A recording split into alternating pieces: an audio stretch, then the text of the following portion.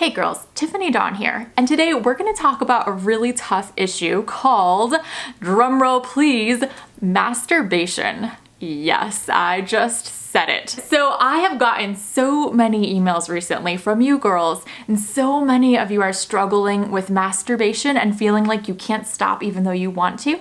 And so today we're gonna talk about it. So the first section of this video is called, Is Masturbation Even Wrong? The second section is the dangers of masturbation. And the third section is, if you want to stop, how do you do it? So as we get started, let me read you just 3 of the emails I've received on this topic. So one of you girls wrote this: I struggle with masturbation and porn. It's like I'm a slave to it, like I'm chained to a wall and it keeps yanking me back. And I guess I do it because I'm lonely, bored, mad, and just really insecure. And I feel like I'm gonna be alone forever, and I take that frustration out by masturbating. So another of you girls wrote in this message, I just watched your video on how to prepare for a great sex life and I loved it. I did, however, want to ask your thoughts on masturbation and how that affects your future sex life. I don't struggle with pornography myself, but I've struggled with masturbation for most of my life. Another of you girls wrote in this one, I'd love for you to do a video on masturbation. That's another sin I've struggled with on and off since I was very little. I always had the mentality that I would never get to experience sex because I'm overweight and no one would love me, so I might as well experience what pleasure I can. I read these emails and I just was so touched, and I was like, okay, we need to do a video about this. We need to talk about this. But what do I even say? Because here's the thing. Okay, moving right into section number 1, is masturbation okay? I don't know if masturbation is right or wrong, if I'm being totally honest with you. I've talked to so many people and I've heard different perspectives. I've read articles from well-known Christian sources from different perspectives, and I don't know that I can say it's definitely right or it's always wrong. And so I want to share just some thoughts with you, because the Bible doesn't really specifically talk about masturbation itself, but there are some different biblical principles that we see throughout scripture that can kind of inform what we do in this matter. So we know that Jesus talked about lust being wrong, and looking at someone lustfully, thinking about them lustfully in your heart, that's wrong. And so if masturbation goes hand in hand with lust or pornography, then we know that that's not right. Some Christians have said that masturbation is making sexuality very selfish because it's all about you and your own pleasure, and so they feel that it's a sin.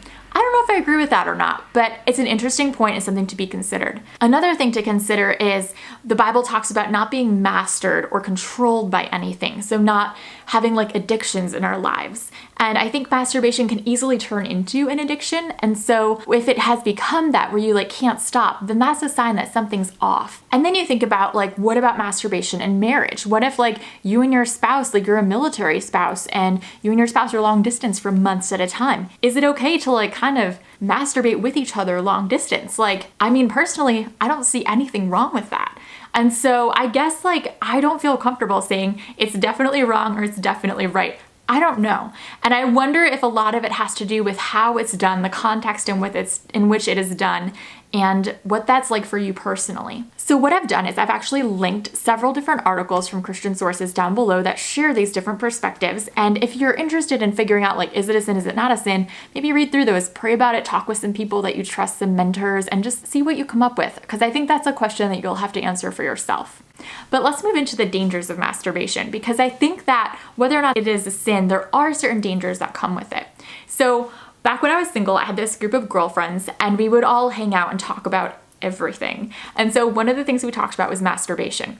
And these girls all really loved God and wanted to honor him with their lives. And some of the girls masturbated regularly and had no guilt about it. They thought it was completely fine and they looked forward to it. And then some of the girls felt a lot of guilt about it and felt like they were sinning and not honoring God. But all of them said to me, Tiff, if you've never started, don't start. And I was like, wow, that's really interesting that like every single one of them said that to me. And they said that part of it is because of the danger that it can become addictive, that it's hard to stop once you start. They also said that they were concerned that it might affect their future sex life. So I talked with one of my friends about this, and she wasn't walking with God at this point, and she had masturbated regularly and then got into a relationship with this guy and they were having sex. She said that it kind of hurt their relationship because she didn't need him to help her enjoy the time. Like, it even distracted her because she was like, I know exactly what to do for my body, so like, let me just do it for myself. And she said that it kind of hurt their sexual relationship. And I thought that was very interesting. So that could be a potential danger of masturbation, is that maybe someday when you're married, it could affect your marriage like that.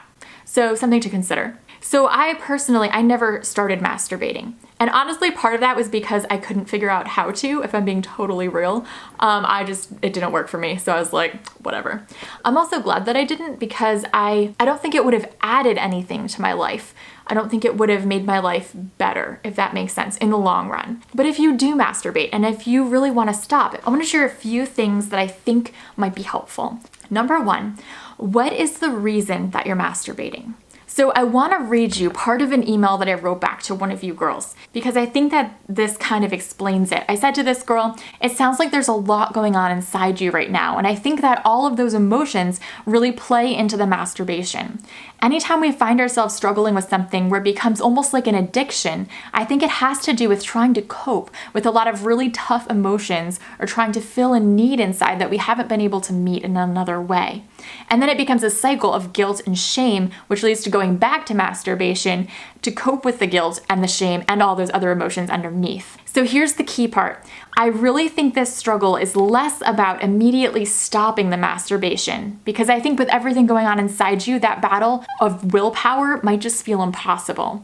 Instead, I think it's about getting to the deeper issues that are causing you this pain. And as you work through those, I think the masturbation will begin to lose its hold on you naturally.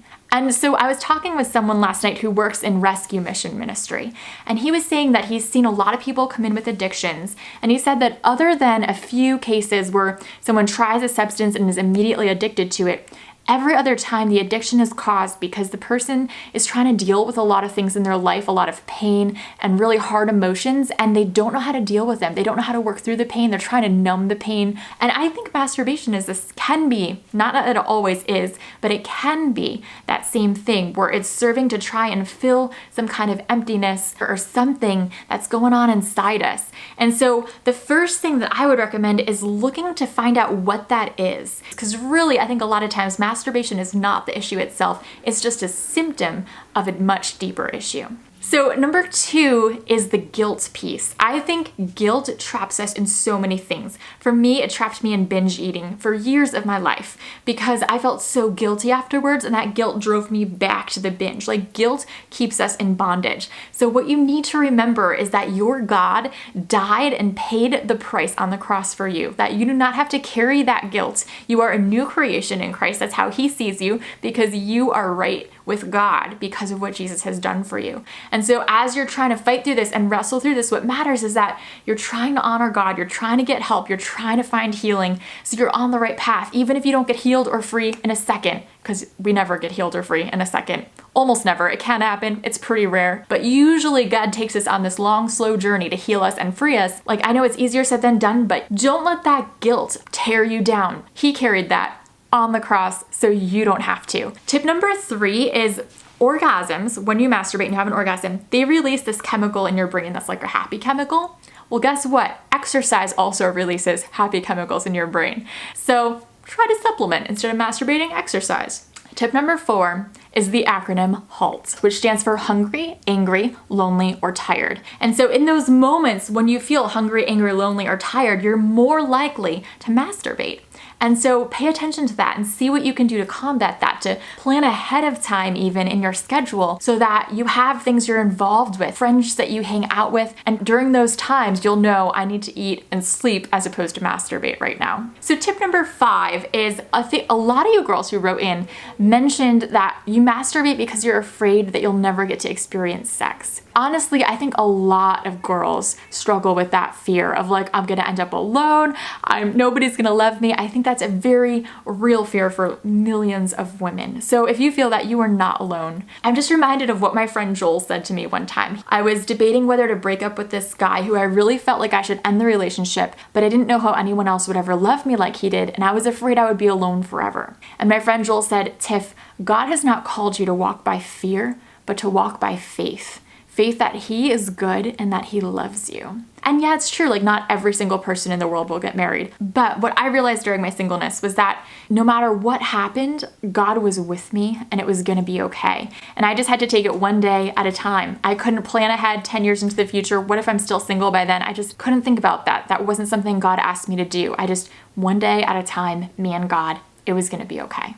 And the final tip I'll share is that James 5 talks about confessing our trespasses to one another so we can be healed. And what I've found in my own life is that when I share my struggles with somebody else, it breaks some of their power off of me. As long as they're secret and hidden inside me, it's like that dark secret holds so much power over me and I'm like held captive by it.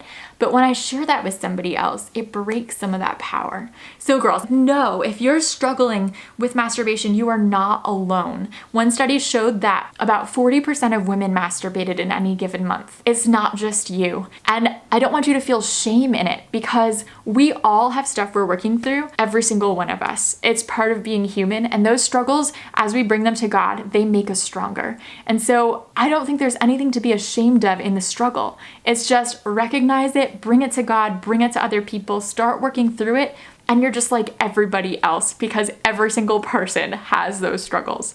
So I hope that this can really encourage you, and comment your thoughts down below on this topic. I love you girls. Thanks for writing this in. Thanks for letting us talk about this really personal topic, and I'll see you on Friday. Bye.